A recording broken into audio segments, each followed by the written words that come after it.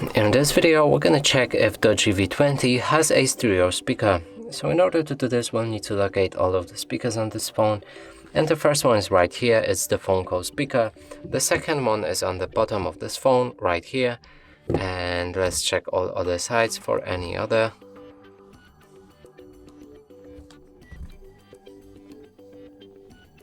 So there's only two speakers.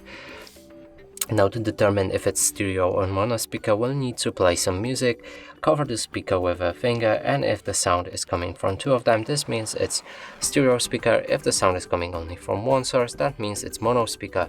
So now let's try doing that.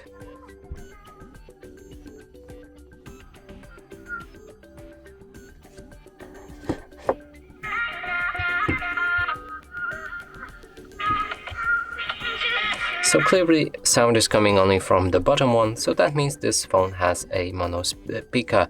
And that's it for this video. Hope you like it. Please consider subscribing to our channel, leave a like and a comment below.